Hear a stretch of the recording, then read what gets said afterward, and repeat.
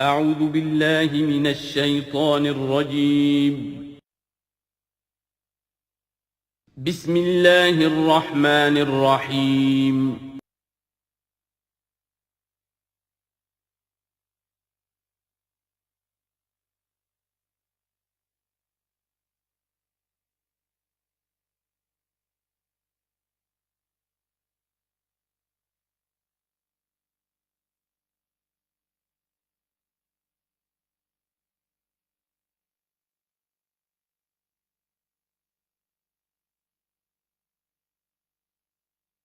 نحمده ونصلي على رسوله الكريم اما بعد فقد قال الله تبارك وتعالى كما ورد في سورة الطلاق اعوذ بالله من الشيطان الرجيم بسم الله الرحمن الرحيم يا ايها النبي اذا طلقتم النساء فطلقوهن لعدتهن واحصوا العدة واتقوا الله ربكم لا تخرجوهن من بيوتهن ولا يخرجن الا ان ياتين بفاحشة مبينة وتلك حدود الله ومن يتعد حدود الله فقد ظلم نفسه لا تدري لعل الله يحدث بعد ذلك امرا صدق الله العظيم۔ میں نے کسی موقع پر یہ عرض کیا تھا کہ قرآن مجید میں یہ مکی اور مدنی صورتوں کا جو مزاج ہے، اس میں جو ایک فرق ہے، اس کی تاثیرات میں جو فرق ہے، واقعہ یہ ہے کہ وہ اس دورہ قرآن ہی میں سمجھ میں آتی ہے، ورنہ آدمی جب پڑھتا ہے تھوڑا تھوڑا کرتا ہوا پڑھتا ہے تو وہ ساری چیزیں اس تیزی کے ساتھ، اس سیکوینس کے ساتھ سامنے نہیں آتی۔ بہرحال مکی قرآن کی اپنی ایک شان ہے، مدنی صورتوں کا اپنا ایک رنگ ہے۔ اس کو میں نے تعبیر کیا تھا کہ دو جنتیں ہیں قرآن میں، جنتان، ایک مکی جنت ہے، ایک مدنی جنت ہے، تو ہم مدنی جنت کی سیر کر رہے ہیں۔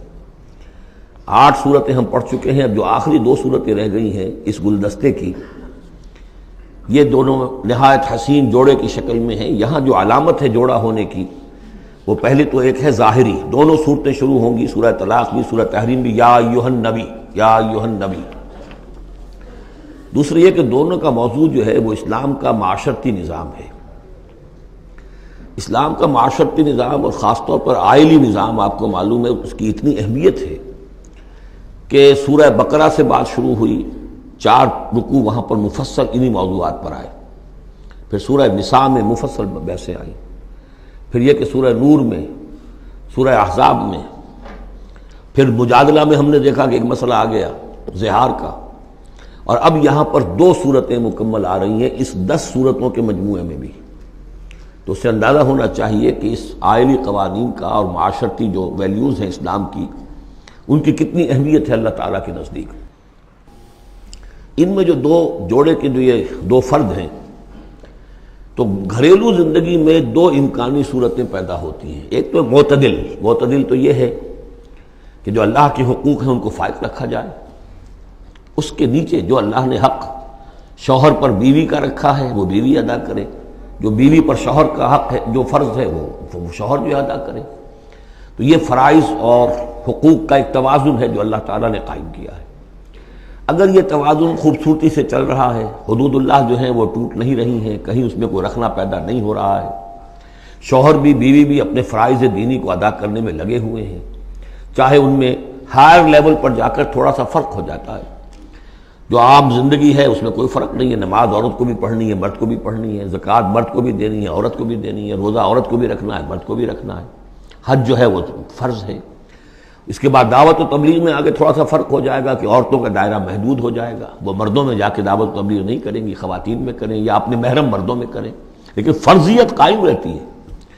اور اس سے اوپر جا کر تیسرے لیول پر اور ذرا بالواسطہ ان کا معاملہ ہو جاتا ہے، مردوں کے ذریعے سے وہ اقامت دین کی جو میدان کے اندر معاملے ہیں، جنگیں ہیں اور میدان میں جا کر مقابلے ہیں، وہاں ان کا جو رول ہے وہ بالواسطہ ہو جائے گا۔ ان کے بیٹے، ان کے بھائی، ان کے شوہروں کو زیادہ سے زیادہ وہ آزادی دیں، انہیں ریلیو کریں اپنے بوجھ سے، اولاد کی پرورش کا بھی سارا بوجھ اپنے اوپر لے لیں، شوہر کا حصہ جو ہے وہ بھی خود ادا کریں تاکہ شوہر یکسو ہو کر اپنا زیادہ سے زیادہ وقت جو ہے اقامت دین کی جد و جہد میں لگا سکے۔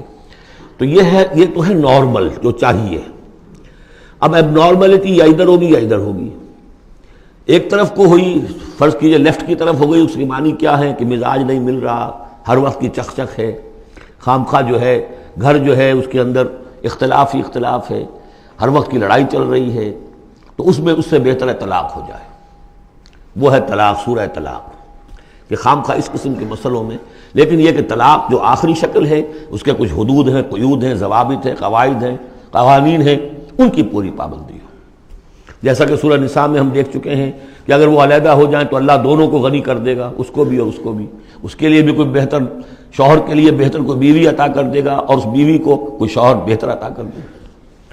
ایک دوسری انتہا یہ ہوتی ہے کہ شوہر اپنی بیویوں کی اتنی دلجوئی کرے، اتنی ان کی جو ہے پیمپرنگ جس کو کہتے ہیں کرے، کہ اس میں حدود اللہ بھی ختم ہو جائیں، شریعت کے تقاضے بھی ختم ہو جائیں، شریعت کے احکام بھی کہیں جو ہیں پامال ہو جائیں۔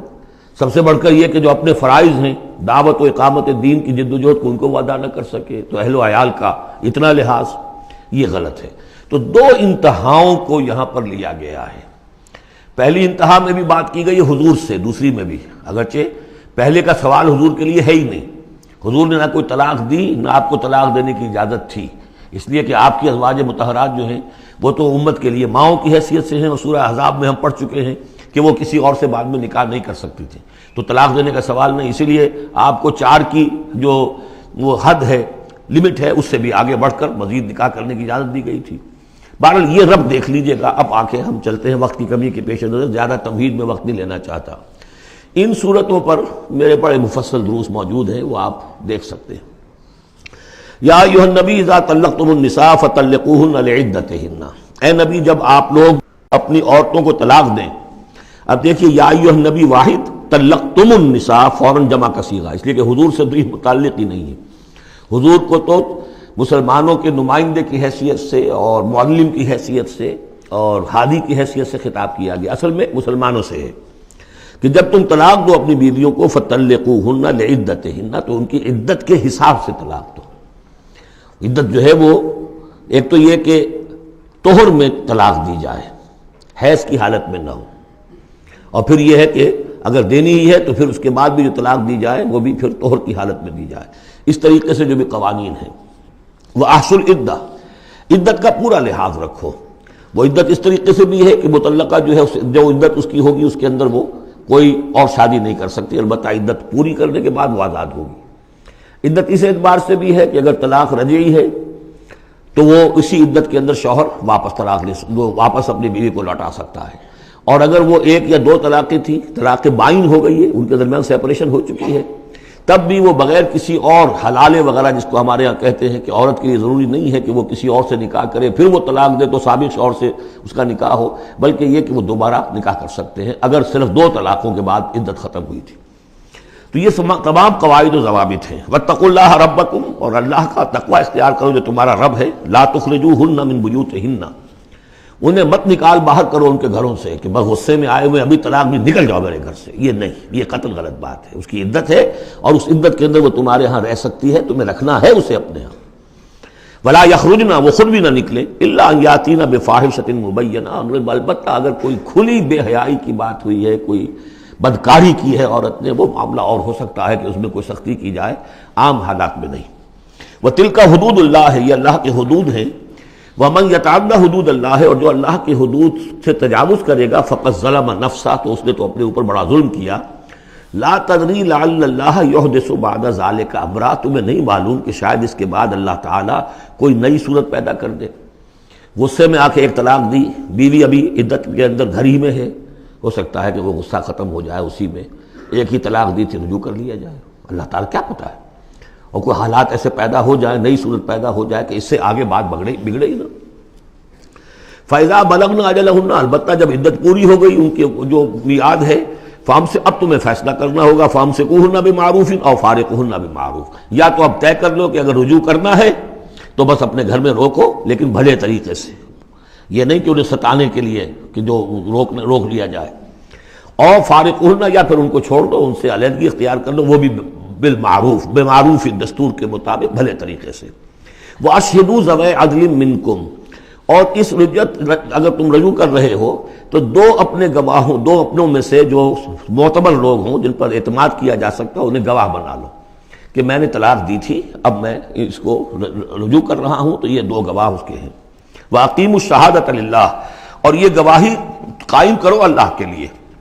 ذَلِكُمْ يُوعَظُ بِهِ، یہ ہے جو جس کی نصیحت کی جا رہی ہے، من کان یؤمن باللہ والیوم الآخر، اس شخص کو کہ جو ایمان رکھتا ہو اللہ پر اور یوم آخر پر۔ جیسے ہم نے 2 جگہ دیکھا کہ حضور کا اسوہ حسنہ ہے، لیکن کس کے لیے؟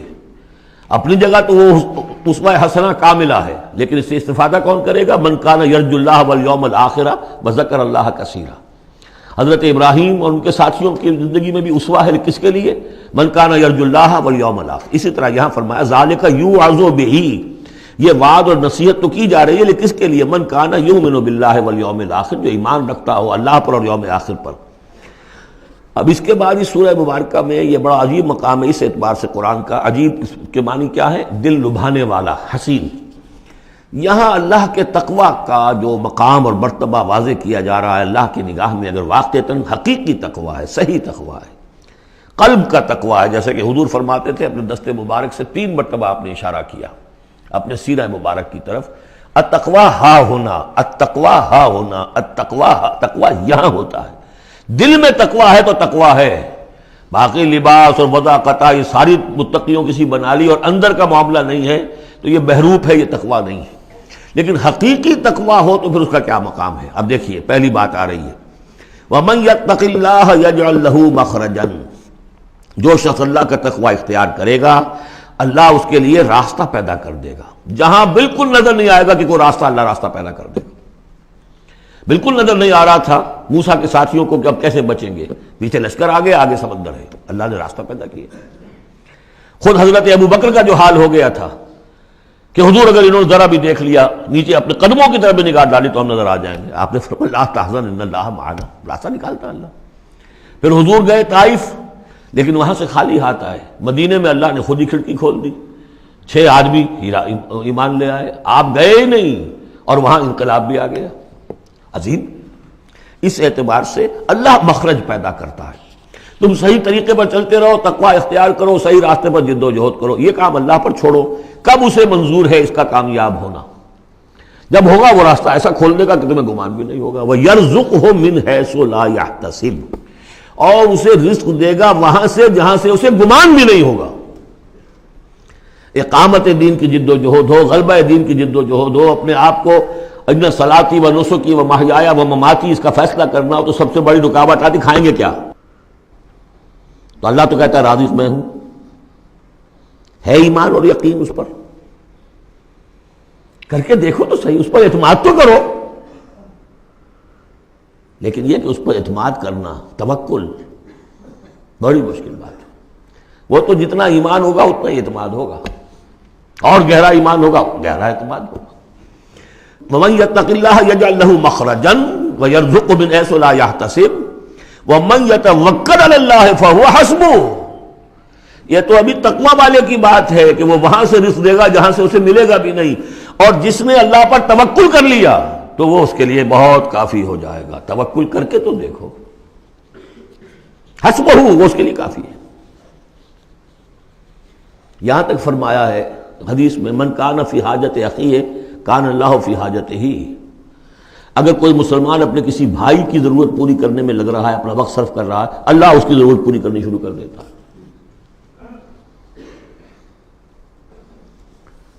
فکر ماں در کار ماں آزار ماں، کار ساز ماں بے فکر کار ماں، یہ فارسی شاعری کے اندر یہ دینی حقائق ہیں۔ کار ساز ماں بے فکر کار ماں، میرا کارساز میرے کاموں کی فکر کر رہا ہے، میں نے اپنے آپ کو اس کے کام کے لیے لگا دیا۔ وہ دنیا میں بھی ذرا سا بھی کوئی شریف انسان ہوگا، آپ اس کے ہو جائیں، وہ آپ کو چھوڑ دے گا پھر کہیں؟ شرافت ہو، مروت ہو اس میں، آپ اللہ کے بن کر تو دیکھیے، پھر وہ کارساز ہے۔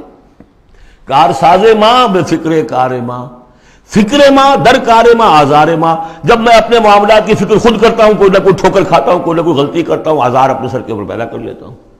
اپنے آپ کو حوالے کرو، اس کا نام ہے تفویض الامر الی اللہ، افوض امری الی اللہ ان اللہ بصیر بالعباد۔ ان اللہ بالغ امرہ، اللہ تعالیٰ تو اپنا معاملہ تو پورا کر کے ہی رہتا ہے۔ وہ تو دین کو غالب کرنا ہی ہے. کون اس کے اندر نفع کما گیا، کون محروم رہ گیا، یہ ان کی قسمت ہے. ابو بکر اور عمر اور عثمان اور علی اور عبد الرحمن ابن عوف یہ اپنی بازی جیت گئے. ابو جہل ابو لہب محروم رہ گئے. یہ تو اب ان کا معاملہ ہے. اللہ تو اپنی بات پوری کرا دے گا، اور اس دنیا کے ختم ہونے سے پہلے پورے کل ارضی پر اللہ کا دین غالب ہوگا. یہ ہونا ہے. دیکھنا یہ ہے کہ تم اس بہتی گنگا میں کو ہاتھ دھونے کو تیار ہو یا نہیں، یا تم محرومین کی فہرست میں اپنے آپ کو لانا چاہتے ہو. بس اپنا تن من دھن لگا دو اس کے اندر. تمہاری ہڈیوں کا چورا ہو کر بھی اس نئی تعمیر کی بنیادوں میں اگر لگ جائے تو بہت بڑی کامیابی ہے. قد جعل اللہ لکل شیء قدرا، بہت عمدہ مقام ہے. اللہ نے ہر چیز کے لیے ایک اندازہ مقرر کیا ہوا ہے. کب اللہ کی مدد آئے گی یہ بھی اس نے طے کیا ہوتا ہے. You have to qualify. Pre qualification conditions ہیں، تب مدد آئے گی. یوں نہیں آتی مدد. اپنا سب کچھ لگا دو پھر کہو کہ اللہ میری 15 برس کی کمائی کل میدان میں میں نے وجود ڈالی ہوئی ہے. 15 برس کی کمائی، دن کی اور رات کی کوششیں ہیں میری، صبح اور شام کی کوششیں ہیں میری. 15 برس وہ میدان میں نے لا کے ڈال دی. تب پکارو اللہ کو. اپنا مال بچا کے رکھنا ہے، اپنی مستقبل کو بھی بچانا ہے، اپنی اولاد کو بھی بچانا ہے، اور اللہ کا دین غالب ہو جائے. کہیں نام لکھا کے کسی جماعت میں شامل ہو کر بڑا تیر مار دیا، گویا کہ اللہ تعالیٰ تو جانتا ہی نہیں. کتنی کنٹریبیوشن ہے، کتنا ایثار ہے، کتنی قربانی ہے، کتنا وقت ہے، کتنی محنت ہے، اللہ جانتا ہے. باقی اس نے ہر چیز کا ایک اندازہ مقرر کیا ہوا ہے. اب اس کے بعد پھر آ رہا ہے وہی طلاق کا معاملہ. واللائی یئسن من المحیض من نسائکم، اور تمہارے ہاں کی وہ خواتین کے جن کا حیض کا سلسلہ بند ہو چکا ہو، مایوس ہو چکی ہو حیض سے. ان ارتبتم فعدتہن ثلاثۃ اشہر، اگر اس میں کوئی شک بھی ہو تو پھر 3 مہینے عدت ہو جائیں گے. اب حیض تو آ نہیں رہا کہ 3 ہے طہور اور 3 حیض کا کوئی حساب کیا جائے. واللائی لم یحضن، اور وہ ابھی بچپن میں نکاح ہو گیا کیونکہ ہو جاتا تھا، اور ابھی بچی کو جو ہے وہ ابھی ایام شروع ہی نہیں ہوئے ہیں، تو اب ان کی عدت کیسے ہوگی اگر ان کو طلاق دے دی گئی؟ تو ان کے لیے بھی یہ کہ 3 مہینے. وَأُولَاتُ الْأَحْمَالِ أَجَلُهُنَّ أَن يَضَعْنَ حَمْلَهُنَّ، اور جو حاملہ ہوں ان کی پھر عدت یہ ہے کہ وہ وضع حمل ہو جائے، بچے کی پیدائش ہو جائے، اس کے بعد وہ ان کی جو ہے عدت ختم ہوگی. یہ بھی ہو سکتا ہے کہ پورے 8 مہینے لگ جائیں، 9 مہینے لگ جائیں، 4 مہینے ہو، 6 ہو، واللہ اعلم. وَمَن يَتَّقِ اللَّهَ، پھر دیکھیے تقویٰ. وَمَن يَتَّقِ اللَّهَ يَجْعَل لَّهُ مِنْ أَمْرِهِ يُسْرًا، جو اللہ کا تقویٰ اختیار کرتا ہے اللہ اس کے کاموں میں آسانی پیدا کر دیتا. فَسَنُيَسِّرُهُ لِلْيُسْرَىٰ، ذالک امر اللہ انزلہ الیکم، یہ اللہ کا حکم ہے جو اس نے نازل کر دیا ہے تمہاری طرف. اللہ یہ ذمہ داری لے رہا ہے اپنے اوپر. ومن یتق اللہ یکفر عنہ سیئاتہ، اور جو اللہ کا تقوی اختیار کرے گا اللہ تعالیٰ اس کی برائیوں کو، اب یہ آخرت کا معاملہ ہو رہا ہے، اس کی برائیوں کو، اس کے گناہوں کو اس کے نامہ اعمال سے دھو دے گا. ویعظم لہ اجرا، اور اس کے لیے بہت بڑا اجر اور ثواب ہے جو عطا کرے گا. اسکنوہن من حیث سکنتم من وجدکم، اب کسی عورت کو طلاق دی ہے، ایک طلاق دی ہے، عدت میں رکھنا ہے گھر میں، وہ پہلے آ چکا ہے، لیکن گھر میں ایسا نہ ہو کہ کہیں کسی ملازمہ کی کوٹڑی میں ڈال دو اس کو. اسکنوہن من حیث سکنتم، وہیں رکھو جہاں تم رہتے ہو. من وجدکم، جو بھی تمہاری جو مقدور ہے اس کے مطابق، اسی سٹیٹس کے ساتھ. ولا تضاروہن لتضیقوا علیہن، اور انہیں کوئی تکلیف نہ پہنچاؤ کہ ان پر تنگی کر دو کہ وہ خود ہی جلدی سے روانہ ہو جائیں، گھر چھوڑ کے نکلنے پہ مجبور ہو جائیں. وَإِن كُنَّ أُولَاتِ حَمْلٍ، اور اگر وہ حاملہ ہوں، فَأَنفِقُوا عَلَيْهِنَّ، تو اب ان کے اوپر خرچ کرو، ان کا نان نفقہ وہ تمہارے ذمے ہے. حَتَّى يَضَعْنَ حَمْلَهُنَّ، یہاں تک کہ پھر وہ واضح حمل سے فارغ ہو جائیں. فَإِنْ أَرْضَعْنَ لَكُمْ، پھر اگر وہ تمہارے لیے، تمہارے بچہ تو تمہارا ہے، اس کو اگر دودھ پلاتی ہیں، فَآتُوهُنَّ أُجُورَهُنَّ، تو انہیں ان کا اجر اور ان کا بدلہ عطا کرو. وَاعْتَمِرُوا بَيْنَكُمْ بِمَعْرُوفٍ، اور آپس میں مشورہ کر لیا کرو بڑے بھلے طریقے سے. اگر طلاق بھی ہو گئی کوئی بات نہیں، انسان تو ہے نا، انسانی سطح پر، اب شوہر بیوی نہیں رہے لیکن انسان تو ہے، انسانی سطح کے اوپر بات کر لی جائے. وَاعْتَمِرُوا بَيْنَكُمْ بِمَعْرُوفٍ وَإِن تَعَاثَرْتُمْ، اور اگر کہیں ایسی زدہ ہو جائے کہ بیوی کہے میں تو دودھ نہیں پلاتی، یا کوئی اور مسئلہ ہو، فَسَتُرْضِعُ لَهُ أُخْرَىٰ، تو پھر کوئی اور عورت جو ہے اس کو دودھ پلائے. لِيُنْفِقْ ذُو سَعَةٍ مِّن سَعَتِهِ، اب اس تمام معاملے میں جو بھی شوہر ہے وہ خرچ کرے، جو وسعت والا ہے وہ اپنی وسعت کے مطابق خرچ کرے، جو اس کا بھی سطح اللہ نے اسے دی ہے اس کے مطابق. وَمَنْ قُدِرَ عَلَيْهِ، اور جس کے اوپر اللہ تعالیٰ نے رزق کی کوئی تنگی رکھی ہے، ناپ تول کر دے رہا ہے، کوئی فراوانی نہیں ہے، فَلْيُنْفِقْ مِمَّا آتَاهُ اللَّهُ، تو وہ خرچ کرے اس میں سے جو اللہ نے اس کو دیا ہے۔ لَا يُكَلِّفُ اللَّهُ نَفْسًا إِلَّا مَا آتَاهَا، اللہ تعالیٰ کسی جان کو ذمہ دار نہیں بنائے گا مگر اسی حد تک جو کچھ کہ اس نے اسے دے رکھا ہے۔ کشادگی دی ہے تو اپنی اس بیوی جو ہے مطلقہ اس کے اوپر تم رکھو، کشادگی رکھو، تنگی ہے تو ٹھیک ہے اس حساب سے دو، اللہ تو جانتا ہے۔ سَيَجْعَلُ اللَّهُ بَعْدَ عُسْرٍ يُسْرًا، یقیناً اللہ تعالیٰ جو ہے اس کے لیے سختی کے بعد آسانی بھی پیدا کر دے گا۔ وَكَأَيٍّ مِّن قَرْيَةٍ أَتَتْ عَنْ أَمْرِ رَبِّهَا، اور کتنی ہی بستیاں ایسی ہیں جنہوں نے اپنے رب کے حکم سے سرکشی کی، وَرُسُلِهِ، اور اپنے رسولوں سے سرتابی کی، ان کا کفر کیا، فَحَاسَبْنَاهَا حِسَابًا شَدِيدًا وَعَذَّبْنَاهَا عَذَابًا نُكْرًا، تو ہم نے پھر ان سے محاسبہ کیا، ان کا بہت شدید محاسبہ، اور ہم نے ان پر آفت ڈالی اور عذاب بھیجا ان پر بہت بڑا عذاب۔ فَذَاقَتْ وَبَالَ أَمْرِهَا، پھر ان بستیوں نے اپنے معاملے کی پوری سزا جو ہے بھگت لی۔ وَكَانَ عَاقِبَةُ أَمْرِهَا خُسْرًا، اور یقیناً جو ابھی عاقبت والا معاملہ آنے والا ہے، ان کے معاملے کا جو ابھی عاقبت ہے وہ تو پھر بڑے ہی ٹوٹے والا معاملہ ہے۔ أَعَدَّ اللَّهُ لَهُمْ عَذَابًا شَدِيدًا، اللہ تعالیٰ نے ان کے لیے بڑے شدید عذاب کو تیار کیا ہوا۔ فَاتَّقُوا اللَّهَ يَا أُولِي الْأَلْبَابِ، تو اے ہوش مندو اللہ کا تقوی اختیار کرو، وہی تقوی جس کے اوپر چار مختلف طور سے بات ہو چکی ہے۔ الذین آمنوا، اے وہ ہوش مندو جو ایمان بھی لے آئے ہو، اللہ کا تقوی اختیار کرو۔ قد انزل اللہ الیکم ذکرا، اللہ نے تمہاری طرف ذکر نازل کر دیا ہے۔ یہ آیت بڑی اہم ہے، ذکر کی آگے وضاحت آ رہی۔ ذکر سے مراد کیا ہے؟ رسولا یتلو علیکم آیات اللہ مبینات لیخرج الذین آمنوا وعملوا الصالحات من الظلمات الی النور، رسول کہ جو پڑھ رہا ہے آیات اللہ کی تم پر، تمہیں سنا رہا ہے، اور وہ آیات بینات ہیں تاکہ نکالے وہ تمہیں، ان لوگوں کو جو ایمان لائے اور جنہوں نے نیک عمل کیے، اندھیروں سے نور کی طرف۔ تو ذکرہ، قد انزلنا الیکم ذکرہ، اور ذکرہ کی وضاحت رسولا یتلو علیکم آیات اللہ مبینات، یہی بات پھر آگے جا کے سورہ بینہ میں آئے گی، ابھی صرف نوٹ کر لیجئے، پھر جا کر بات پوری واضح وہاں ہوگی۔ وَمَن يُؤْمِن بِاللَّهِ وَيَعْمَلْ صَالِحًا يُدْخِلْهُ جَنَّاتٍ تَجْرِي مِن تَحْتِهَا الْأَنْهَارُ خَالِدِينَ فِيهَا أَبَدًا، اور جو کوئی اللہ پر ایمان رکھتا ہے اور نیک عمل کرتا ہے، اور نیک عمل سے مراد ایمان کے جملہ تقاضے ہیں۔ اب نیک عمل جب مکے میں جب تک تھے حضور، نیک عمل کیا تھا؟ ابھی شراب بھی حرام نہیں ہے، جوا بھی حرام نہیں ہے، سود بھی حرام نہیں ہے، پہلے 10 برس نماز 5 گانا بھی نہیں ہے۔ اس وقت نیک عمل کا کیا مطلب ہے؟ اللہ پر ایمان اور اس کی دعوت، اور تکلیف آئے تو استقامت اور جھیلنا۔ نماز آئی تھی، رات کو کھڑے رہا کرو اللہ کے سامنے، اس وقت کا نیک عمل یہ تھا۔ اب جیسے جیسے آیا مدینے میں آ گئے، اب جہاد ہے، قتال ہے، انفاق ہے، مال خرچ کرو، اب روزہ بھی فرض کیا گیا، اب نماز 5 گانا بھی جو ہے 2 سال پہلے ہو چکی ہے، اب تمہارے اوپر زکوٰۃ بھی ایک نصاب کے حساب سے آ گئی ہے، عشر بھی آ گیا ہے، اب یہ ہے۔ تو جس وقت دین کا جو تقاضا ہے وہ پورا کرنا، جملہ تقاضے، وہ عمل صالح ہے۔ ہمارا تصور یہ ہوتا ہے جہاں قرآن میں عمل صالح آیا، نماز، روزہ، ذکر، یہ اذکار، یہ ہمارے ذہن میں آتا ہے، ہم اس کو پڑھتے ہیں اپنے ذہن میں صرف ان چیزوں کے حوالے سے، جبکہ عمل، جدوجہد، محنت، وہ ہر جگہ جو حکم ہے جس وقت کا حکم ہے۔ وَمَن يُؤْمِن بِاللَّهِ وَيَعْمَلْ صَالِحًا يُدْخِلْهُ جَنَّاتٍ تَجْرِي مِن تَحْتِهَا الْأَنْهَارُ خَالِدِينَ فِيهَا أَبَدًا، وہ داخل کرے گا ان باغات میں جن کے نیچے ندیاں بہتی ہوں گی، اور اس میں وہ رہیں گے ہمیشہ ہمیش، ابدا۔ قد احسن اللہ لہ رزقا، اللہ تعالیٰ نے اس کے لیے بڑا عمدہ رزق فراہم کیا ہے۔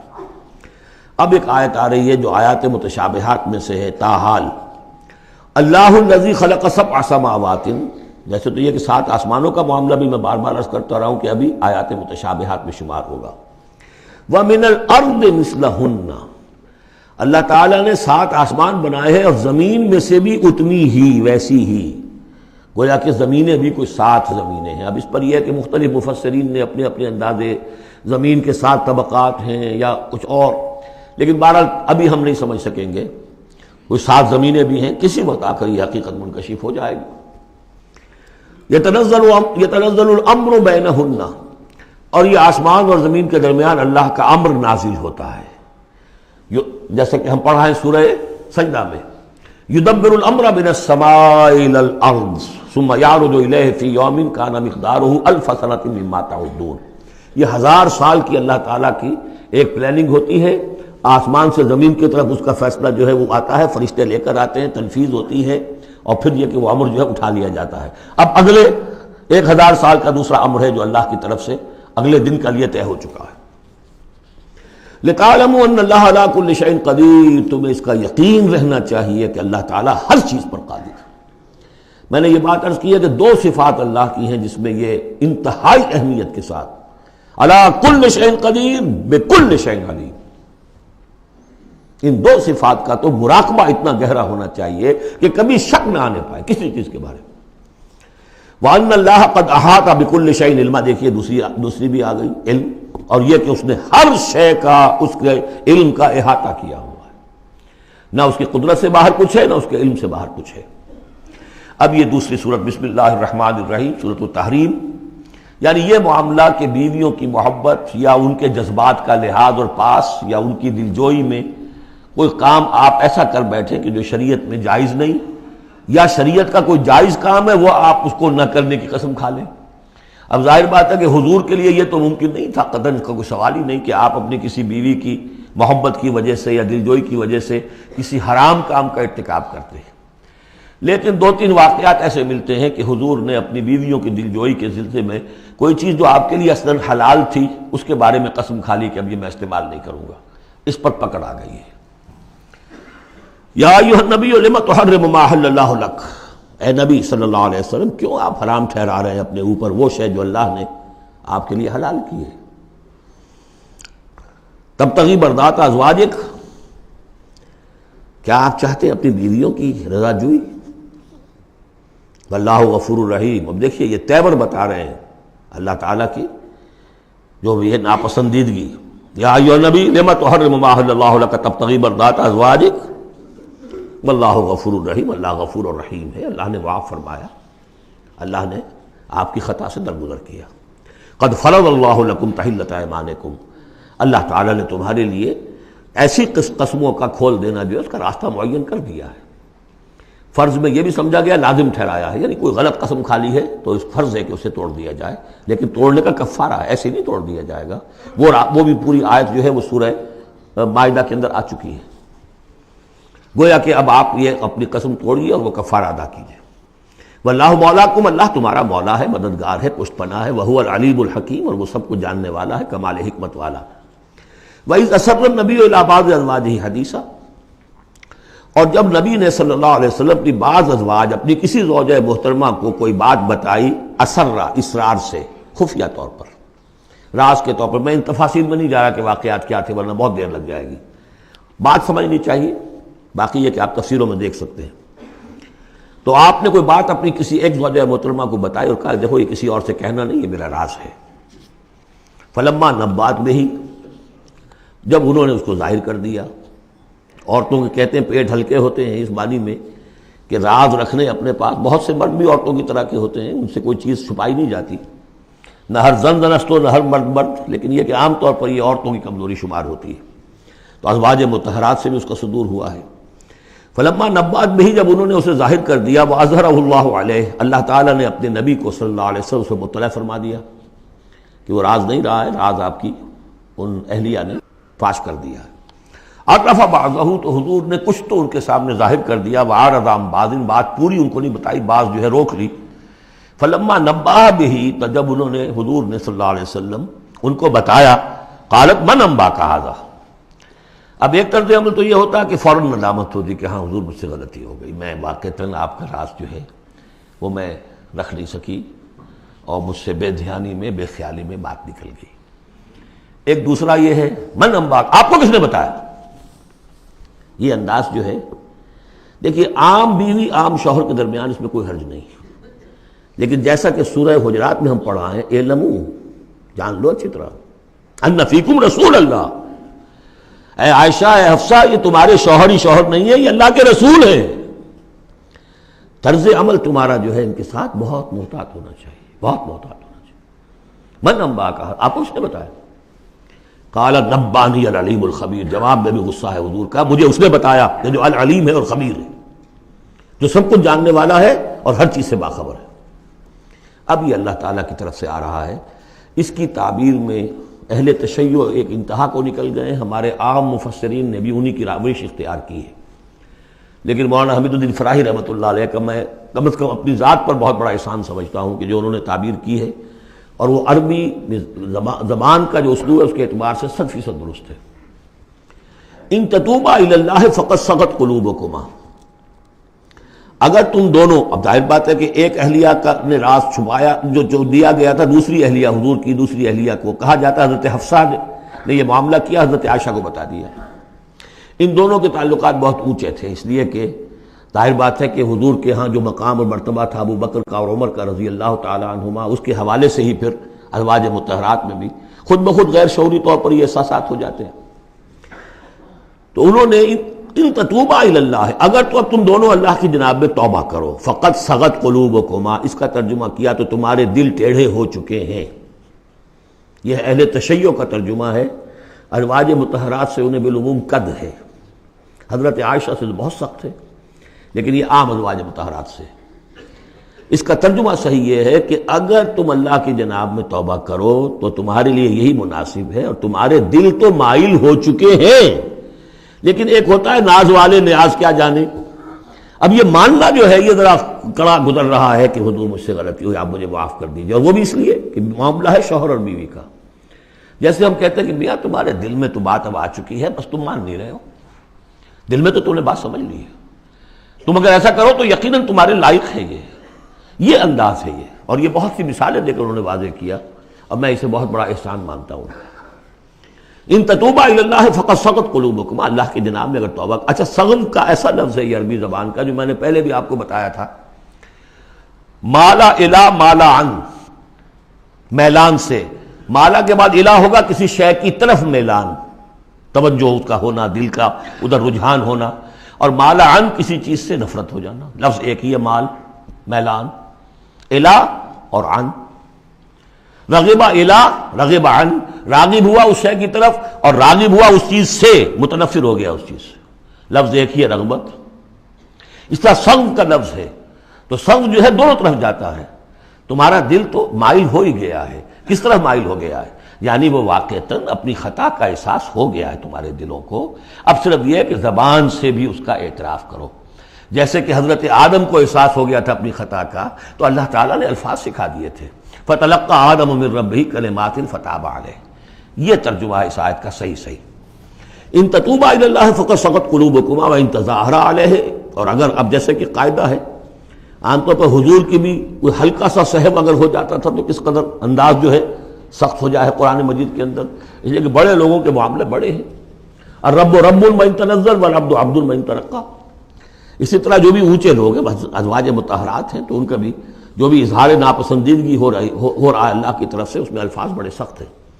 اگر تم دونوں نے کوئی گٹھ جوڑ کر لیا، ان تظاہرا علیہ، محمد کے خلاف صلی اللہ علیہ وسلم، کوئی متحدہ بھار بنا لیا، تو سن لو فإن اللہ ہوا مولا ہوا جبریل و صاحب المومنین والملائکۃ بعد ذلک ظہیر، کہ اللہ ان کا ولی ہے، دوست ہے، پشت بنا ہے، مددگار ہے، پھر جبرائیل ہے، پھر تمام صالح اہل ایمان ہے، پھر یہ کہ تمام فرشتے بھی اس کے بعد ان کے پشت بنا ہے۔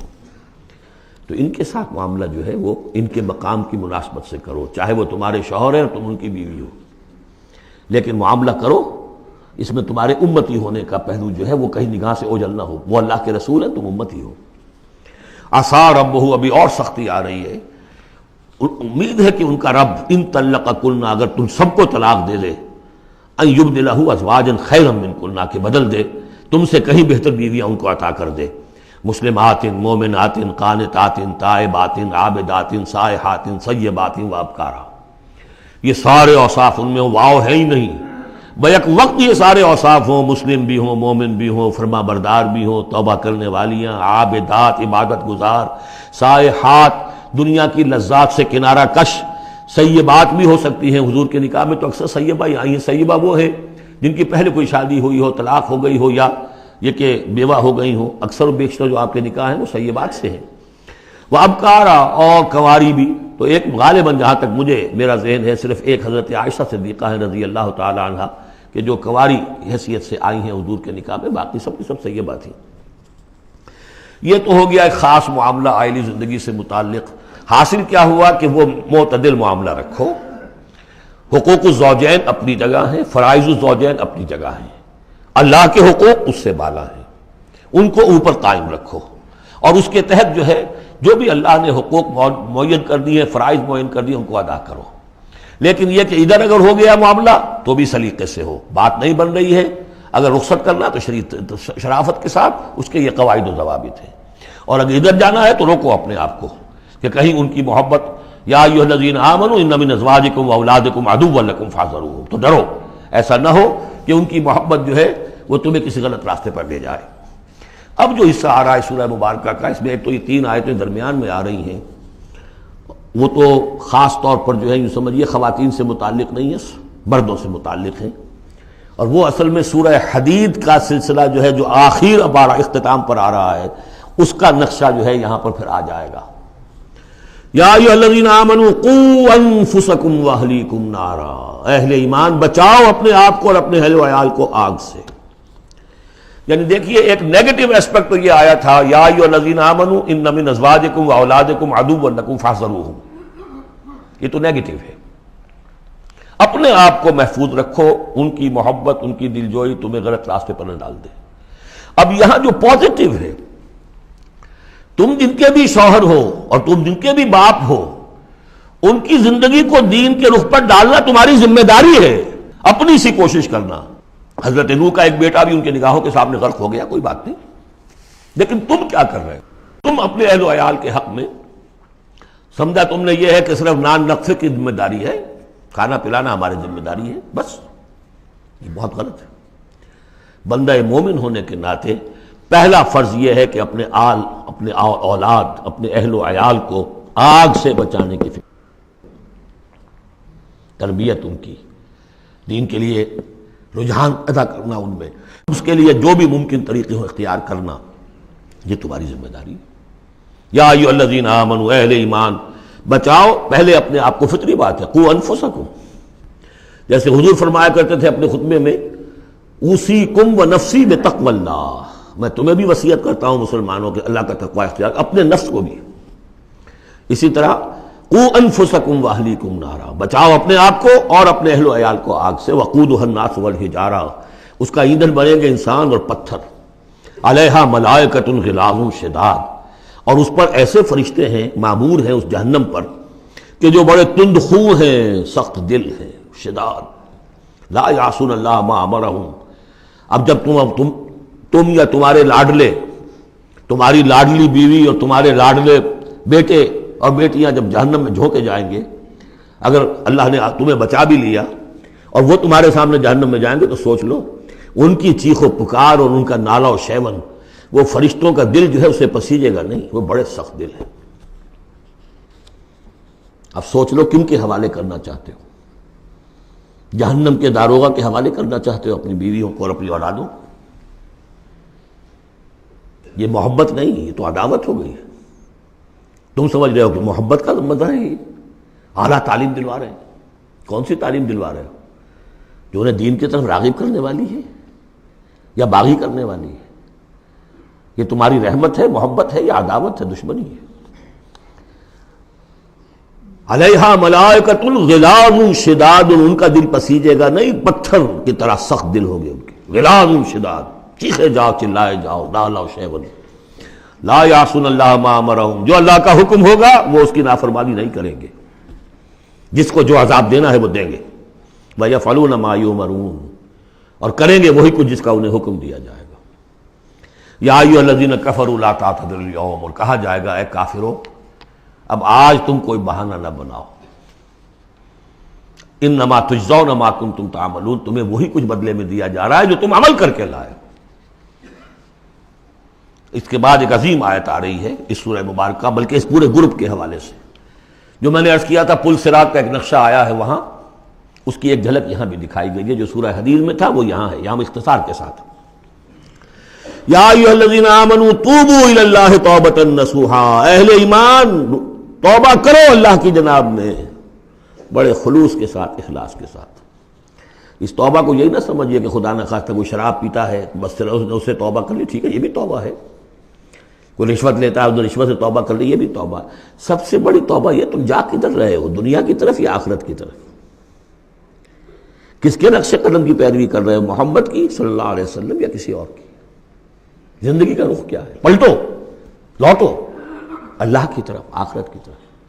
جو آپ پڑھ چکے ہیں سورہ ذاریات، ففروا الی اللہ، دوڑو اللہ کی طرف، لپکو اللہ کی طرف۔ کدھر جا رہے ہو؟ فأین تذهبون، کدھر جا رہے ہو؟ یا ایھا الذین آمنوا توبوا الی اللہ توبۃ نصوحا۔ غفلت میں زندگی گزر گئی، اب بھی جب تک کہ موت کے آثار شروع نہیں ہوتے، چاہے کتنا بڑھاپا آ گیا، موقع ہے۔ فرائض دینی کو سمجھو کہ وہ کیا ہے، ان کو ادا کرنے کے لیے کمر کسو۔ فرائض دینی صرف نماز و روزہ ہی نہیں ہے، فرائض دینی باطل کے غلبے کے تحت اگر تم زندگی گزار رہے ہو تو اس کے خلاف بغاوت، اس کے لیے جد و جہد۔ یہ نہیں کہ بس کھڑے ہو نعرہ مارو اور کوئی آپ کے اوپر گولیاں چلیں، تیاری کرو اس کے لیے، جماعتی زندگی ہو، ان کی تربیت ہو۔ 12 برس تک مکے میں جو کرتے رہے محمد رسول اللہ صلی اللہ علیہ وسلم، اس کا کوئی عکس ہو۔ وہ کیفیت تو پیدا نہیں ہو سکتی، یہ رتبہ بلند ملا جس کو مل گیا، کوئی عکس اس کا 1000 میں ایک درجے میں کچھ تو ہو۔ یہ پیدا کرو، تیاری کرو، سمجھو منہج انقلاب نبوی کیا تھا۔ توبوا الی اللہ توبۃ نصوحا، خالص توبہ، پاک توبہ۔ یہ نہ ہو کہ دل میں کہیں چور رکھا ہوا ہے کہ پھر کرنا تو ہے وہی کام، توبہ کی تسبیح کر لو، وہ توبہ نہیں۔ اگر تم خالص توبہ کرو گے، عسیٰ ربکم ان یکفر عنکم سیئاتکم، امید ہے تمہارا رب تم سے تمہاری برائیوں کو دور کر دے گا، نامہ اعمال کے دھبے بھی دھو دے گا۔ التائب من الذنب کمن لا ذنب لہ، جو حقیقت میں توبہ کر لے گناہ سے، وہ ایسے جیسے اسے گناہ کبھی کیا ہی نہیں۔ اور یہ کہ آئندہ بھی تمہارے دامن کردار پر جو داغ ہیں وہ بھی دھو دے گا۔ وَيُدْخِلَكُمْ جَنَّاتٍ تَجْرِي مِن تَحْتِهَا الْأَنْهَارُ، داخل کرے گا تمہیں ان باغات میں جن کے دامن میں ندیاں بہتی ہوں گی۔ یوم لا یخزی اللہ النبی والذین آمنوا معہ، جس دن کہ اللہ تعالیٰ نہیں رسوا کرے گا نہ اپنے نبی کو نہ ان کو جو ان کے ساتھ ایمان لائے، صلی اللہ علیہ وسلم ورضی اللہ تعالیٰ عنہم اجمعین۔ نورہم یسعی بین ایدیہم، ان کا نور دوڑتا ہوگا ان کے سامنے، وبایمانہم، اور ان کے داہنی طرف۔ وہی الفاظ جو سورہ حدید میں آئے۔ دل میں ایمان تھا تو نور ایمان سامنے کی طرف اس کا ٹارچ کی روشنی پڑے گی، اور اعمال صالحہ کا نور داہنی طرف ہوگا۔ داہنا ہاتھ اعمال صالحہ کا قاسم ہے۔ یقولون ربنا اتمم لنا نورنا، اور وہ کہتے ہوں گے کہ اے رب ہمارے نور کو کامل فرما دے۔ اس کو مطلب سمجھ لیجئے، حضور نے فرمایا جن کو نور عطا ہوگا، کچھ لوگوں کا نور تو صرف اتنا ہوگا کہ ان کے قدموں کے آگے روشنی ہو جائے گی، وہ بھی بڑی غنیمت ہے۔ اندھیرے میں پگڈنڈی پر چلنا ہو تو وہ اتنی ٹارچ کی روشنی بھی وہ معلوم ہوگا بہت غنیمت ہے۔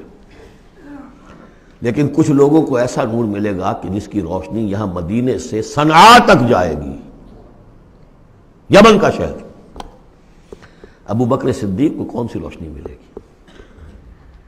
ہمیں تو وہ ٹارچ بھی مل جائے تو بہت غنیمت ہے، لیکن جنہیں وہ تھوڑا ملے گا، کیوں تھوڑا ملا؟ کوتاہیاں تھیں، تقصیرات تھیں، کمی تھی، جتنا کرنا چاہیے تھا اتنا نہیں کیا تھا، کچھ بچا بچا کے بھی رکھا تھا۔ تو بچا بچا کے نہ رکھ اسے، تیرا آئینہ ہے وہ آئینہ کہ شکستہ ہو تو عزیز تر ہے نگاہ آئینہ ساز میں۔ لہذا کم ہوگا، پھر وہ دعا کریں گے ربنا اتمم لنا نورنا، اپنے کرم سے، اپنے فضل سے، اپنی شان غفاری سے ہماری کوتاہیوں کو ڈھانپ لے اور ہمارے نور کو بھی کامل فرما دے۔ اتمم لنا نورنا واغفر لنا، ہمیں بخش دے، انک علی کل شیء قدیر، یقیناً اے اللہ تو ہر شے پر قادر ہے، تیرا ہاتھ کون روک سکتا ہے۔ یا ایھا النبی جاہد الکفار والمنافقین واغلظ علیہم ومأواہم جہنم وبئس المصیر، اے نبی صلی اللہ علیہ وسلم جہاد کیجئے کافروں سے بھی اور منافقوں سے بھی۔ یہ آیت جوں کی تو سورہ توبہ میں بھی آ چکی ہے۔ واغلظ علیہم، سختی کیجئے، آپ کی طبیعت میں نرمی ہے، اور اس نرمی کا ناجائز فائدہ اٹھاتے ہیں منافقین، کیونکہ قانونی ان کو پروٹیکشن حاصل ہے، مسلمان تو ہے وہ، تو آپ ان کے ساتھ بھی وہ معاملہ کرتے ہیں کہ جو اہل ایمان کے ساتھ کرتے ہیں۔ چنانچہ وہ کہتے ہیں ہوا اذن، یہ تو کان ہی کان ہے نرے، بس کان ہی کان ہے، سن لیتے ہیں، سمجھتے تو ہے ہی نہیں، دماغ میں بھیجا نہیں ہے ان کے، یہ بھی کہتے تھے وہ لوگ۔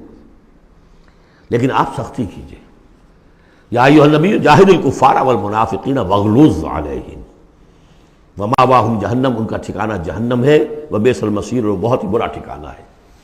اب جو ان دو صورتوں میں خواتین کا معاملہ آیا، اس کے حوالے سے اب یہ مقام آ رہا ہے بہت اہم، اس بات کو واضح کرنے کے لیے کہ خواتین اس غلط فہمی میں مبتلا نہ ہوں کہ اللہ کے ہاں سوال جواب جو ہونا ہمارے شوہروں سے ہی ہونا ہے، ہم سے کیا ہے، ہم تو ان کے تابع ہیں۔ ہر عورت ایک مکمل انسان ہے، فل ہیومن بینگ، اور جہاں تک اس کی ایک آنر کا تعلق ہے، dignity and honour, human dignity, وہ بالکل مساوات طور پر شیئر کرتی ہے، اخلاقی طور پر مساوات ہے بالکل، اور ہر ذمہ دار ہے اپنے فرائض کی، عورت بھی جیسے کہ مرد ہے۔ اس کا اپنا ایمان ہوگا، عمل صالح ہوگا تو اللہ کے ہاں بیڑا پار ہوگا، اپنا ایمان اور عمل صالح نہیں ہے تو شوہر بڑے سے بڑا ہو وہ بچا نہیں سکے گا۔ یہ حقیقت کو واضح کرنے کے لیے 3 خواتین بلکہ 4 خواتین کی مثال یہاں آئی ہے۔ ضرب اللہ مثلا للذین کفروا امرأۃ نوح وامرأۃ لوط، اللہ تعالیٰ نے مثال بیان کی ہے کافروں کے لیے نوح کی بیوی اور لوط کی بیوی کی۔ کانتا تحت عبدین من عبادنا صالحین، وہ دونوں تھیں ہمارے 2 بہت صالح بندوں کے تحت، ان کے نکاح میں تھیں۔ فخانتاہما، تو انہوں نے ان سے خیانت کی۔ فلم یغنیا عنہما من اللہ شیئا، تو نہ بچا سکا انہیں ان کا شوہر، ان کے دونوں شوہر جو ہیں نہ بچا سکے اپنی دونوں بیویوں کو کچھ بھی۔ بیوی بھی غرق ہوئی، حضرت نوح علیہ السلام کی وہ بیوی، اور حضرت لوط کی وہ بیوی بھی اسی طریقے سے جو پتھراؤ ہوا اسی میں ہلاک ہوئی۔ تو نہ یہاں وہ بچا سکے شوہر، وقیل ادخلوا النار مع الداخلین، اور کہہ دیا جائے گا داخل ہو جاؤ جہنم میں داخل ہونے والوں کے ساتھ، کوئی شوہر تمہیں نہیں بچا سکتا، چاہے وہ نوح اور لوط ہوں۔ لوط تو خیر اولو العزم من الرسل میں ان کا شمار عام طور پر نہیں ہوتا، حضرت لوط تو بہت اولو العزم، 950 برس جنہوں نے دعوت دی ہے۔ اسی لیے حضور اپنے گھر کی خواتین کو جمع کر کے پھر کہا فرمایا کرتے تھے، یا فاطمہ بنت محمد انقذی نفسک من النار فانی لا املک لک من اللہ شیئا، یا صفیہ عمۃ رسول اللہ انقذی نفسک من النار فانی لا املک لک من اللہ شیئا، اے فاطمہ محمد کی نور چشم، لخت جگر، اپنے آپ کو آگ سے نکالو، بچاؤ، مجھے کوئی اختیار حاصل نہیں ہوگا تمہارے بارے میں اللہ کے ہاں۔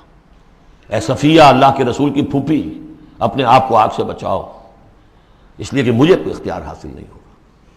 ضرب اللہ مثلا للذین کفروا امرأۃ نوح وامرأۃ لوط کانتا تحت عبدین من عبادنا صالحین فخانتاہما فلم یغنیا عنہما من اللہ شیئا وقیل ادخلوا النار مع الداخلین۔ یہ میں بیان کر چکا ہوں ایک دفعہ پہلے بھی کہ اہل تشیع کا خیال یہ ہے کہ یہ زانیہ تھیں دونوں بیویاں، اہل سنت اس کو تسلیم نہیں کرتے۔ خیانت صرف اسی معاملے میں نہیں ہوتی، خیانت رازداری میں سب سے بڑی خیانت ہے، کہ جو راز ہوتے تھے یہ وہ اپنے دشمن، جو حضور انبیاء کے رسولوں کے دشمن تھے، اپنی قوم کے لوگوں کو ان کے راز پہنچا دیتی تھی، یہ خیانت تھی۔ اس لیے کہ سورہ نساء میں جو آیا ہے فالصالحات قانتات حافظات للغیب، غیب کے اندر حفاظت کرنا پوری۔ ظاہر بات ہے کہ بیوی سے زیادہ بڑھ کر تو کوئی نہیں ہوتا کہ جو شوہر کی باتوں سے واقف ہو، تو یہ خیانت ہے اہل سنت کے نزدیک ہو۔ لیکن بہرحال نتیجہ یہی ہے کہ وہ پھر جہنمی ہے، اور صرف نبی کی بیوی ہونے کے ناطے سے انہیں چھٹکارا نہیں مل جائے گا۔ وضرب اللہ مثلا للذین آمنوا امرأۃ فرعون، اور اہل ایمان خواتین کے لیے اللہ تعالیٰ نے مثال بیان کی ہے فرعون کی بیوی کی، آسیہ ان کا نام تھا۔ اذ قالت رب ابن لی عندک بیتا فی الجنہ، اب اس ایک جملے میں ان کی پوری ذہنی اور نفسیاتی کیفیت سامنے آ رہی ہے، جبکہ اس اللہ کی بندی نے کہا پروردگار میرے لیے تو جنت میں اپنے پاس ایک مکان بنا لے، وَنَجَّنِي مِن فِرْعَوْنَ وَعَمَلِهِ، مجھے نجات دے اس فرعون سے بھی اور اس کے عمل سے بھی، وَنَجَّنِي مِنَ الْقَوْمِ الظَّالِمِينَ، اور اللہ جلد از جلد مجھے نجات دے ان ظالموں کی قوم سے۔ یعنی موت کی آرزو کر رہی ہیں، محل میں عیش و آرام ہر طرح کا حاصل ہوگا، کیا نہیں ہوگا، لیکن اللہ کے ساتھ ایمان کا معاملہ یہ ہے، اور شوہر کا جو بھی خدائی کا دعویٰ کر کے بیٹھا ہوا ہے، کیا اس نے کفر کا اور اس کا معاملہ ہے، تو ان کے اندر بیزاری کتنی ہے اپنے اس شوہر سے۔ تو گویا کہ 2 انتہائی مثالیں آ گئیں، بہترین شوہروں کے ہاں بدترین انجام والی بیویاں، اور بدترین شوہر کے ہاں بہترین انجام والی بیوی جس کا کہ ذکر ہو رہا ہے۔ اور سب سے اونچی جو خواتین ہوں گی حضرت مریم، حضرت آسیہ، حضرت خدیجہ، حضرت عائشہ، حضرت فاطمہ، یہ یوں سمجھیے چوٹی کی خواتین ہوں گی قیامت میں۔ تو اس حوالے سے یہ جو آسیہ ہیں یہ بھی انہی میں۔ وَمَرْيَمَ ابْنَتَ عِمْرَانَ الَّتِي أَحْصَنَتْ فَرْجَهَا، تیسری مثال دی ہے، عورت خود بھی نیک ہو اور اسے نیک تربیت مل جائے، نیک ماحول مل جائے۔ وَكَفَّلَهَا زَكَرِيَّا، حضرت زکریا جو ہیں انہوں نے ان کی کفالت کی، ان کی پرورش کی، ان کو اپنے پاس رکھا، تربیت کی، ایک نبی کے آغوش تربیت میں پلی ہیں، لہذا وہ نور علی نور ہے۔ وَمَرْيَمَ ابْنَتَ عِمْرَانَ الَّتِي أَحْصَنَتْ فَرْجَهَا فَنَفَخْنَا فِيهِ مِن رُوحِنَا، تو ہم نے پھونک ماری اس میں اپنے روح کی۔ وَصَدَّقَتْ بِكَلِمَاتِ رَبِّهَا، اور اس نے تصدیق کی اپنے رب کی تمام باتوں کی، جو بھی وحی کے ذریعے سے فرشتے بتاتے رہے کہ اے مریم تجھے اللہ نے چن لیا ہے، اور اے مریم تمہارے لیے اللہ کا فیصلہ یہ ہے کہ تیرے ہاں بیٹا ہوگا، یہ ساری باتیں انہوں نے مانی تسلیم کی۔ صدقت بکلمات ربها وکتبہ، اور جو اس کی کتابیں تھیں، ظاہر بات ہے کہ تورات ان کے پاس موجود تھی، زبور ان کے پاس موجود تھی، انبیاء کے اور صحیفے ان کے پاس موجود تھے۔ یہ تو صرف 1900 سال پر پہلے کی بات ہے جو ہم کر رہے ہیں اس وقت۔ All the prophets of the old testament, ان کے تمام صحیفے، پوری اولڈ ٹیسٹمنٹ موجود تھی۔ وکتبہ، اور اس کی تمام کتابوں کی انہوں نے تصدیق کی۔ وکانت من القانتین، اور وہ تو بہت ہی فرما بردار بندیوں میں سے تھیں۔ تو تین چیزیں تو آ گئی، چوتھی کسر رہ گئی کہ نہیں رہ گئی؟ آپ نے کچھ سوچا یا نہیں؟ بہترین شوہر کے ہاں بدترین بیوی، بدترین شوہر کے ہاں بہترین اور خاتون، ایک خاتون نور علی نور، خود بھی نیک، ماحول بھی نیک۔ چوتھی کون سی بات رہ گئی؟ خود بھی بدتینت اور شوہر اس سے بڑھ کر، بلکہ یہ کہنا مشکل ہو جائے کہ شوہر زیادہ بدتینت ہے یا وہ خود زیادہ بدتینت ہے۔ اس کی مثال معلوم ہے کہاں ہے؟ تبت یدا ابی لہب وتب ما اغنی عنہ مالہ وما کسب سیصلی نارا ذات لہب وامرأتہ حمالۃ الحطب فی جیدہا حبل من مسد۔ یہ پھر جب وہاں پہنچیں گے پڑھیں گے، شوہر بھی بدتینت، بیوی بھی بدتینت، ظلمات بعضها فوق بعض۔ اللہ کے فضل و کرم سے سورہ تحریم ختم ہوئی، اب ہم پھر آ رہے ہیں مکی جنت میں داخل ہو رہے ہیں۔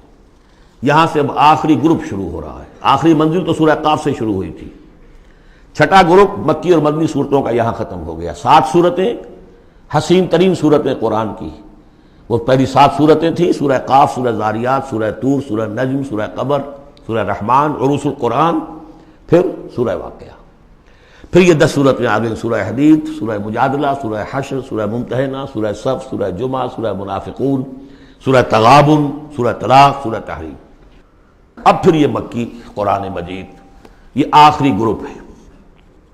اس میں بھی پہلی 6 صورتیں جو ہیں وہ 3 کے سب گروپس کی شکل میں ہیں۔ سورہ ملک بڑی، جیسے سورہ قاف وہاں تھی اسی مقام پر یہاں سورہ ملک ہے، بہت جامع، اس کی تاثیر، اور یہ بہت حضور کو عزیز تھی۔ آپ کی کے معمولات میں سے تھا، رات کو سوتے ہوئے آپ سورہ ملک پڑھا کرتے تھے، اور اس کی آپ نے تلقین کی ہے۔ بسم اللہ الرحمن الرحیم، تبارک الذی بیدہ الملک وہو علی کل شیء قدیر، بڑی بابرکت ہے وہ ہستی جس کے ہاتھ میں ہے بادشاہی، راج اس کا ہے۔ یہ ہے دین کا سیاسی پہلو، پوری کائنات پر اس کا راج چل رہا ہے۔ دنیا میں بغاوت ہے، کیوں ہے؟ وہ اپنے ایمان کے دعوے داروں کا امتحان لینا چاہتا ہے بس، ورنہ سورج، چاند، گیلیکسیز، پوری کائنات اور خود ہمارے جسم کا ایک ایک ذرہ اس کے قانون کا پابند ہے، تابع ہے۔ ہمارا جسم ہمارے اختیار میں کہاں ہے؟ میں تنگ آ جاتا ہوں، 2 دن ہوتے ہیں یہاں سے تو طبیعت خراب ہو جاتی ہے، جب تک کہ پھر وقت لگتا ہے، کینچی لے کر بیٹھتا ہوں۔ اگر میں چاہوں کہ یہاں بال نہ آئے، میرا جسم ہے، میرا تو اختیار نہیں، وہ تو آئیں گے۔ تو ہمارا جسم بھی جہاں تک اس کی فزیولوجی کا تعلق ہے، اس کی اناٹومی کا تعلق ہے، یہ سارا اللہ کے قانون کے تابع، میرے تابع تو نہیں۔ میں چاہوں میرا دل ذرا رک جائے، جب چاہوں میں اس کو سٹارٹ کر دوں، تو یہ تو نہیں ہوگا، جب بند ہوگا بند ہو جائے گا، میرے اختیار میں نہیں ہے۔ لیکن یہ کہ جو ہماری اختیاری زندگی ہے اس میں ہم نے طے کر لیا ہے کہ اللہ کی نہیں مانیں گے، اپنی مانیں گے، اپنی مانیں گے، اپنی بیویوں کی مانیں گے، اور جو بھی نظام ہے اس کے ساتھ وفاداری کریں گے، چاکری کریں گے، ان کی ملازمت کریں گے، ان کے رتھوں کے اندر ہم بیل بن کر جتیں گے تاکہ ہمیں عیش ملے، دنیا کے اندر ہمارے لیے مقامات ہوں، ہماری عیش، بس اللہ خیر صلی اللہ۔ تو یہ ہے اصل میں امتحان۔ ورنہ بادشاہی یہاں اب بھی اسی کی ہے. یہ صرف ہلدی کی گانٹھ ہے جسے لے کر ہم پنساری بن کر بیٹھ گئے. میری مرضی، میرا خیال، میرا نظریہ یہ ہے، اور ہمارے نزدیک جو ہے طریقتکم المثلی، ہمارے جو کلچر ہے، مثالی نظام جو ہم نے بنایا ہے، ہمیں اس کی حفاظت کرنی ہے. تبارک الذی بیدہ الملک وہو علی کل شیء قدیر، وہ ہر چیز پر قادر ہے. الذی خلق الموت والحیاۃ لیبلوکم ایکم احسن عملا. اب دیکھیے ہم نے حیات انسانی کا جو اب تک سمجھا ہے، جس کو کہ عمر نے، جو کہ بہت بڑا شاعر ہے، اس نے اپنی بیوی سے خطاب کر کے کہا ہے حیات ثم موت ثم بعث حدیث و خرافات یا عمری. یہ کیا ہے زندگی پھر موت پھر زندگی، یہ کیا سب حدیث و خرافات معاذ اللہ. ہم نے بھی دیکھا پہلے کنتم امواتا فاحیاکم ثم یمیتکم ثم یحییکم ثم الیہ ترجعون. یہ وقفے کیوں ڈالے گئے؟ یہ موت کا وقفہ کیوں ڈال کر زندگی کا ایک حصہ نکال دیا علیحدہ؟ 30 40 50 60 سال یہ دنیا کی زندگی، پھر موت کا وقفہ. موت ایک زندگی کا وقفہ ہے، یعنی آگے بڑھیں گے دم لے کر. کیوں؟ اس کی حکمت بتائی جو ہم پڑھائیں سورہ واقعہ میں. قدرنا بینکم الموت، تمہاری ہی زندگی کا تسلسل ہے جس میں ہم نے ایک وقفہ موت کا ڈال دیا ہے. کیوں ڈالا ہے؟ خلق الموت والحیاۃ لیبلوکم ایکم احسن عملا. یہ جو چنک علیحدہ کیا ہے یہ اس لیے کہ تمہاری آزمائش ہو، امتحان ہو، تمہیں جانچا جائے. وہ 3 گھنٹے کا امتحان ہوتا تھا جو دیتے تھے تم کبھی اسکولوں میں، اب یہ 30 برس کا سمجھ. اور واقعی 30 برس ہی ہوتے ہیں آدمی کے پاس. پہلی زندگی کے 20-25 برس ویسے گزر گئے، شعوری ابھی نہیں ہے، اور پھر ایک خاص عمر کے بعد جو ہے آگاہ ڈھیلے پڑ گئے، اور پھر یہ کہ کیلا یعلم من بعد علم شیئا. 30 نہیں ہوں گے 40 مل جائیں گے آدمی کو. کام تو یہی ہوتا اس کی زندگی کا. لیکن اس لیے ہے لیبلوکم ایکم احسن عملا، تاکہ تمہیں جانچے پرکھے دیکھے تم میں سے کون ہے اچھے عمل کرنے والا. اب دیکھیے علامہ اقبال کی جو نظم ہے زندگی کے موضوع پر، واقعہ یہ ہے کہ بہت چوٹی کی چیز ہے، بہت عمدہ چیز. تو اسے پیمانہ امروز فردا سے نہ ناپ، جاویداں پہم دواں ہر دم جواں ہے زندگی. قلزم ہستی سے تو ابھرا ہے مانند حباب. جیسے سمندر میں ایک بلبلا سا ہوتا ہے، کتنی زندگی ہوتی ہے بلبلے کی. قلزم ہستی سے تو ابھرا ہے مانند حباب، اس زیاں خانے میں تیرا امتحان ہے زندگی. خلق الموت والحیاۃ لیبلوکم ایکم احسن عملا. ہے کبھی جان اور کبھی تسلیم جان ہے زندگی. کبھی زندگی جان سے مترادف ہے، عبارت ہے. کبھی جان دینا اصل زندگی ہے. وَلَا تَقُولُوا لِمَنْ يُقْتَلُ فِي سَبِيلِ اللَّهِ أَمْوَاتٌ بَلْ أَحْيَاءٌ وَلَكِنْ لَا تَشْعُرُونَ. ہے کبھی جان اور کبھی تسلیم جان ہے زندگی. اصل زندگی جو ہے وہ جان دے دینے سے حاصل ہوتی. الذی خلق 7 سماوات طباقا، وہ اللہ جس نے بنائے 7 آسمان ایک دوسرے کے اوپر. آیات متشابہات میں سے ہے. ما تری فی خلق الرحمن من تفاوت، تم نہیں دیکھ پاؤ گے اللہ کی تخلیق میں کہیں کوئی فرق. اتنا محکم نظام ہے، اتنا محکم نظام. کیا کسی سائنسدان نے آج تک یہ بھی کہا کہ تخلیق میں یہاں نقص ہے؟ کسی نے کہا؟ زوالوجی کی فیلڈ میں یا باٹنی کی فیلڈ میں یا کسی اور فیلڈ میں، جیولوجی کی فیلڈ میں، ایسٹرونومی کی، کسی نے کہا ہے؟ ما تری فی خلق الرحمن من تفاوت فارجع البصر هل تری من فطور. پھر ذرا دوبارہ لوٹا لو اپنی نگاہ، دیکھ لو، ہر میدان میں دیکھ لو، کہیں تمہیں کوئی رکھنا نظر آتا ہے؟ اگر یہ تخلیق کامل ہے تو کامل حقیقت میں کون ہے؟ اس کا خالق، اس کا باری، اس کا مصور. بس یہ نظر نہیں آتا. سائنسدان سب کچھ دیکھ رہے ہیں، ڈھونڈنے والا ستاروں کی گزرگاہوں کا اپنے افکار کی دنیا میں سفر کر نہ سکا. بڑے بڑے صاحب بصیرت و بڑے بڑے عقل مند اپنی ناک تلے کے پتھر سے ٹھوکر کھاتے ہیں. دیکھ رہے ہیں ٹیلیسکوپ سے ٹھوکر کھا رہے ہیں وہاں جو سامنے پتھر پڑا ہوا ہے اس سے. یہ ہو رہا ہے آج ہمارے ساتھ. سپر جیل کا بسرا کر رہے ہیں، پھر لوٹاؤ ذرا اپنی نگاہ کو 2 مرتبہ اور. ینقلب الیک البصر خاسئا وہو حسیر. تمہاری نگاہ تھک ہار کر لوٹ آئے گی، تمہیں ہماری تخلیق میں کہیں کوئی رکھنا، کوئی دراڑ نظر نہیں آئے گی. بارک اللہ لی ولکم فی القرآن العظیم ونفعنی وإیاکم بالآیات والذکر الحکیم۔